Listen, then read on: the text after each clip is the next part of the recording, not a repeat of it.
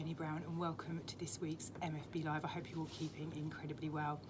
The kids are back at school, some sort of normality has resumed for me at least, and yeah, we're looking forward to getting back into a proper routine of sorts. So look, some good stuff to cover off with you this week. We've got some information from lenders with regards to criteria and pricing change. I'm also going to just cover off some information with regards to how the energy efficiency of your property can impact how much it actually sells for, and just also cover off more generally house prices and what's been going on in the last few weeks there as well. First up this week, Barclays have made some reductions to their pricing and their rates now start from a really incredible 1.16%. Now in terms of Barclays and who they are as a lender and who they're looking to lend to, and I've really covered this off in previous weeks for those of you who join us regularly, they are a lender who I feel is probably not geared up to lend to landlords with larger portfolios. Now they have the ability within their lending criteria to lend to those with up to 10 buy-to-let properties in total. But the way they calculate the affordability is really not just looking in isolation at the rental income on the property which they're lending on. They look at the overall affordability of the borrower, so they look at your personal earned income and the rental income and your indebtedness across all of your mortgages, loans and everything else. So what we tend to find when we're using the Barclays calculator is that it works very, very well for those people who have good sort of earned income and maybe one or two buy-to-lets in the background. But when we find people who are not earning huge amounts of income but have more than a few properties in the background, the numbers tend to stop working. Now, having said that, there are some niches in their criteria, which means that they can actually support some borrowers where other lenders wouldn't actually be willing to lend. The key thing here for me is that they're able to lend to first-time buyers. So most buy-to-let lenders do want their borrowers to own at least one property at the point of application. Generally speaking, they want this to be their home. Some lenders will happy to lend to borrowers where they don't own their own home, but they already have a buy-to-let in the background. But Barclays are able to consider absolute first-time buyers. Now, they're not unique in this, but when we factor in the point that they're looking at an overall affordability, this can work very well for those borrowers.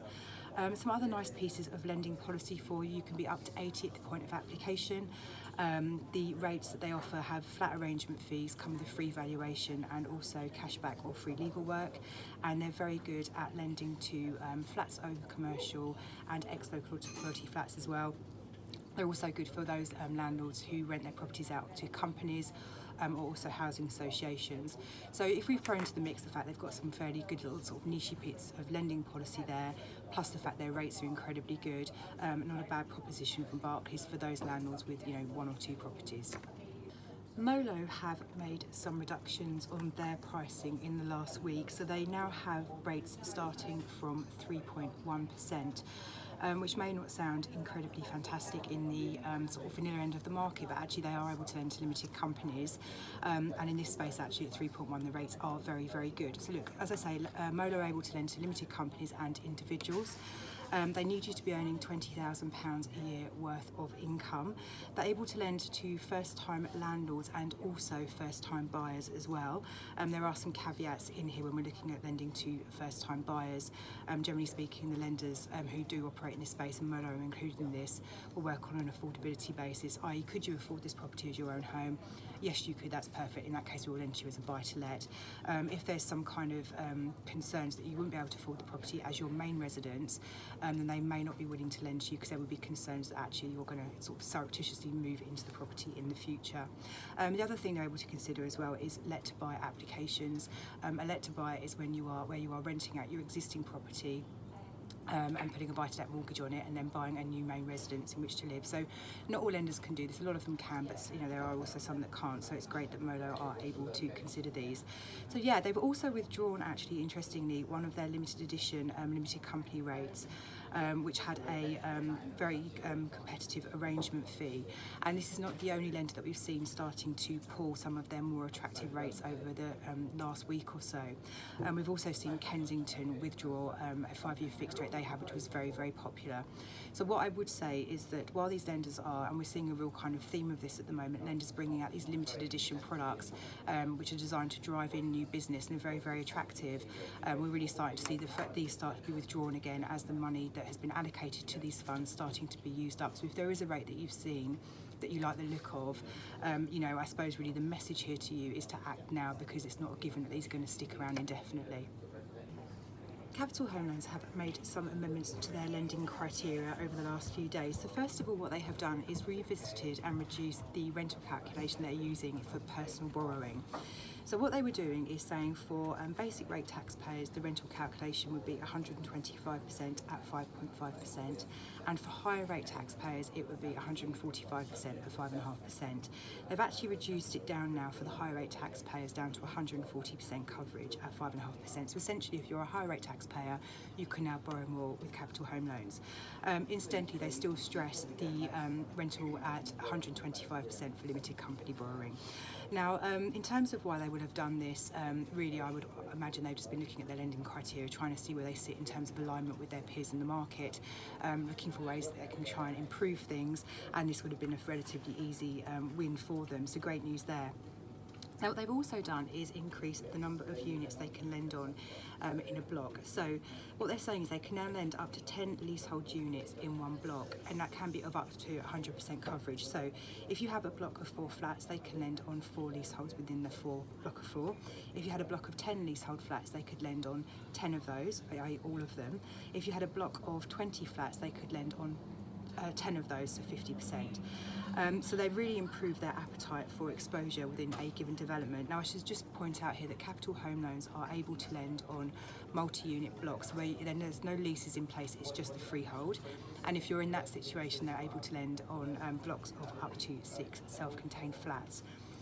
Now the other thing that they've changed, which is, it actually comes up quite often, but lenders don't tend to change their policy on this frequently, is their appetite to lend on a leasehold property where their borrower has a connection to the freeholder. So that would be that maybe you own the leasehold but you also own the freehold.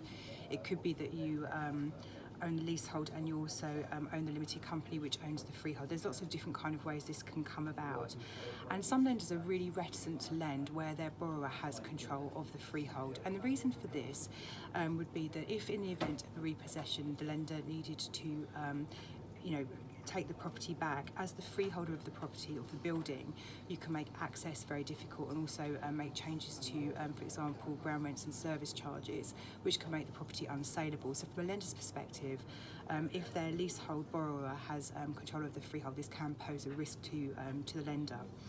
Now, there are other lenders in the market who are able to accept this connection. That's not a problem, but it's great to see that Capital Home Loans have reviewed their policy on this and made a positive change. Lastly, for our lender update this week, we have some changes from Lambay, who have brought out a series of products for larger loans. So a larger loan for Lambay is anything which is over £1.5 million, and they have brought out a whole swathe of products actually, which are available for standard products, new build properties, HMOs, small HMOs, and small multi-unit freehold blocks, and also for portfolio landlords as well. I don't know, I think possibly Lambay are overcomplicating things because there are now so many products in their product set. They also have a series of green mortgages, and there's different rates for properties depending if they're A, B or C rating as well. So, a very comprehensive suite of products available from Lambay, and the pricing, particularly in the larger loan space where a lot of lenders duck out, so that over £1 million mark, are actually pretty good, particularly when you consider they're looking at lending on things like smaller HMOs on these rates. Now, in terms of Lambay as a lender and who they are, actually, I really, really rate them. They are very, very landlord friendly. The head of underwriting there has been in the industry for a really long time and is incredibly experienced and has a great kind of approach in terms of wanting to get deals done. They're able to lend to limited companies, and they're able to accept layered companies. They also have a different product set for trading companies. They are able to lend to landlords with large portfolios. There's no maximum number of properties in the background. Also in their kind of toolkit, they're able to lend on larger HMOs and multi-units, so those with up to 12 units or bedrooms. So lots of really great things there as well. And really interesting to see actually they've really identified that larger loan space in the market is really underserviced, and so they brought out some products to really kind of try and fill that gap. Now, as landlords, we are all very much taking a look at our properties with regards to the energy efficiency of them, particularly with the changes that are coming in over the next couple of years. So I was reading an article in the week that really piqued my interest, which told me really about how the energy efficiency of a property is impacting its actual value. So what the article was telling me is that the value of a UK home carrying a top A energy efficiency rating is currently on average valued at 1.7% higher than the equivalent property which has a D rating. Now, more interestingly than that, actually, I think where the real difference comes in is that those properties which have a poor rating of maybe F or G are a discount at 3.5% compared to the D rated property. So I think really what we're seeing here is that there is obviously some notable variation in value depending on the energy efficiency of a property, but possibly not quite what we would be expecting to see. Now, the Nationwide have said that they are expecting this to change, and actually we're at the start of a really big journey here with regards to people's mindfulness around EPCs on properties, and they are expecting that over time the price difference is really going to grow in terms of the value of properties which are very energy efficient versus those which are not. And they think that really what's going to drive this is potentially when the government bring in greater measures to incentivise changes to properties and us having more energy efficient homes. But for now, that is what you're looking at in terms of the price difference for greener properties. Okay, and lastly this week, just some more news on house prices. So the average house prices increased 2.1% from July to August this year, which is the second largest gain for 15 years. And this compares to a month-on-month contraction between June and July of minus 0.6%. Now, the increase this month was described as substantial by the Nationwide's chief economist, Robert Gardner, and the average house price now sits at £248,857. Now, what Gardner has said is that the bounce back in August is surprising because it seemed more likely that the tapering of the stamp duty relief in England at the end of June would take some heat out of the market, but that clearly isn't happening.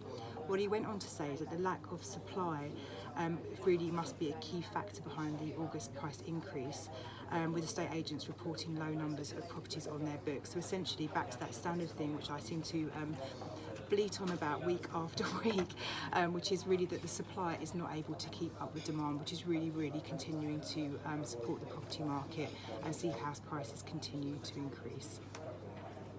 And that is everything for us this week. A short one, not so many changes from the lenders in the last few days, although what we have seen has been really positive. So look, I hope that was helpful. Please do get in touch if you have any questions or would like to have a chat with us about anything mortgage related. 0345 345 6788. As you can see, I'm in the office today. We have been back in the office on a kind of hybrid basis for months now.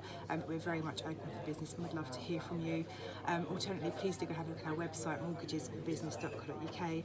Lots of really fantastic information on there as well. But for now, look, enjoy this incredible weather. An Indian summer really is upon us, to make the most of it. I suspect maybe this time next week the view from this window could look very different. So do enjoy it for now, and I'll catch you next time.